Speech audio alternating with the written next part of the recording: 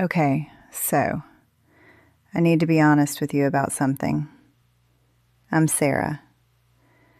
3 days ago, I posted a video about leaving my 28-year software engineering career to move to a farm. And I told you it was the best decision I ever made. That part is still true. But I left something out, something important. I had a panic attack last night. Not a little anxiety, a full, chest-tightening, can't breathe, what have I done, panic attack. At 2 a.m., sitting on the floor of my half-finished farmhouse, in the dark. And I think you need to hear about it. Here's what happened. I was debugging. Well, not code this time, the plumbing. Because apparently, when you buy a 40-year-old farmhouse, quirky charm actually means nothing works correctly. The kitchen sink backed up. I tried to fix it myself. YouTube tutorial, confidence, wrenches, made it worse. Water everywhere. I called a plumber. He couldn't come until Thursday.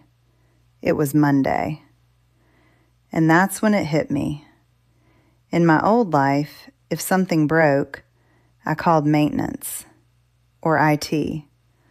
Or I threw money at the problem and went back to my Zoom call. Here, I'm the only person responsible for everything. The sink, the leaking roof I just noticed, the septic system I don't understand, the generator I need to learn to maintain before winter, the fact that the nearest grocery store is 30 minutes away and I forgot to buy coffee. I sat on that floor, surrounded by towels and dirty water, and I thought, I walked away from a $180,000 salary for this? So let's talk about what these first few weeks actually look like. Not the Instagram version, the real one. The identity crisis nobody warns you about. Remember how I said leaving my engineering identity was hard? I underestimated that completely. Yesterday, someone at the hardware store asked what I do. I froze.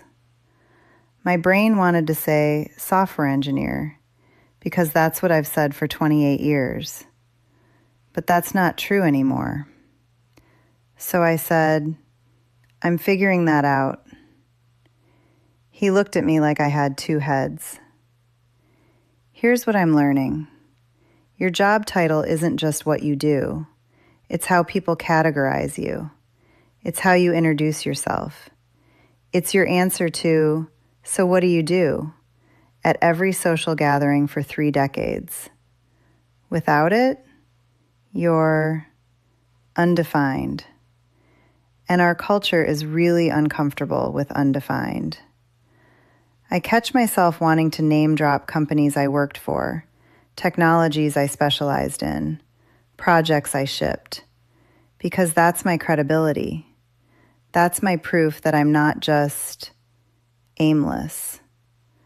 But I am aimless right now, and I'm trying to be okay with that. The loneliness is different. In tech, I was lonely in a crowded way. Slack pings, back-to-back meetings, never alone but always isolated. Here, I'm alone in an actual way. It's quiet, like really quiet. The kind of quiet where you hear every thought in your head. I've had 3 real conversations this week. With the plumber on Thursday, with my neighbor who brought me eggs and stayed for 10 minutes, and with my mom on the phone who asked if I'm doing okay out there. That's it. I signed up for a pottery class in town that starts next week. I'm hoping to meet people, but I'm also nervous. I'm the outsider who moved here from the city. I don't know if they'll know what to do with me. I'm not complaining. This is what I chose. But it's an adjustment. In my old life, if I felt lonely, I could grab lunch with a coworker, ping someone on Slack, go to a team happy hour. There was always proximity. Here, connection takes effort, intentionality, driving 20 minutes to town, showing up to community events, being patient while people figure out if they like you. It's harder than I expected. The financial reality check. Okay, let's talk money. Because this is the question I keep getting. How are you surviving? I'm doing freelance consulting, about 15 hours a week, like I mentioned. It pays around $3,000 a month. That's enough for my mortgage, utilities, food, and basic expenses here. Barely. But here's what I didn't account for. The farmhouse repairs are eating my savings faster than I planned. Freelance work is inconsistent. Some weeks I have 20 hours, some weeks I have 5. I don't have employer health insurance anymore. I'm paying $600 a month. And I underestimated how much everything costs when you're starting from scratch. I've got a runway. I'm not panicking yet. But I'm watching my savings shrink, and that's uncomfortable. Last month, I made $180,000 a year and complained about being tired. This month, I made $2,800 and had to decide if I could afford to fix the porch or if it could wait. It's humbling. But here's what I'm not telling you enough. I don't regret it. Even on the floor at 2 a.m., having a panic attack about plumbing. Even when I'm lonely. Even when I'm watching my bank account shrink. I don't regret it. Because here's what else happened this week. I woke up Wednesday morning and the sun was hitting the field in this perfect gold light. I made coffee. I bought coffee. Crisis averted. And I sat on my porch for an hour. No emails, no meetings, just sitting. A neighbor stopped by with fresh eggs and stayed to show me how to properly fix a fence post. We worked side by side for 2 hours. He didn't charge me. He just helped. Because that's what neighbors do here. I finished a book. An actual book. Not an audiobook. I'm nervous, but I'm excited to learn something that has nothing to do with productivity or profit. Just for the sake of learning. And Friday night, I didn't have to prep for Monday. No emails to catch up on, no sprint planning, no dread. I went to bed calm. That's worth something. So what's the point of this video? If you're thinking about making a big life change, leaving a career, moving, redefining success, I want you to know it's not going to be a montage. It's not going to be a smooth transition from burned out corporate employee to peaceful rural living in 30 days. It's messy. It's lonely sometimes. It's financially scary. You will question yourself. But here's what I'm realizing just weeks into this.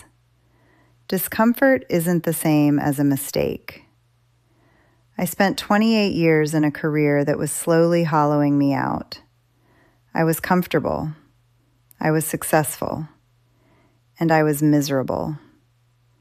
Now, I'm uncomfortable. I'm uncertain. And I'm alive.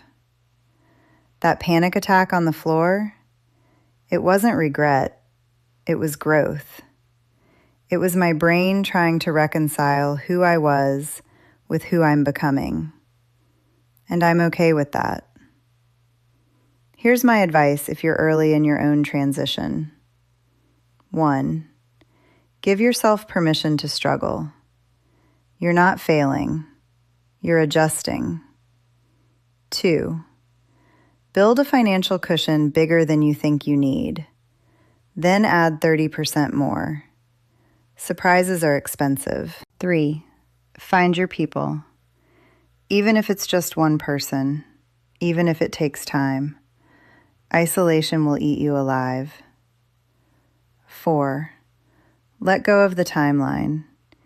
You don't need to have it figured out in 30 days, or 6 months, or a year. 5. Keep a list.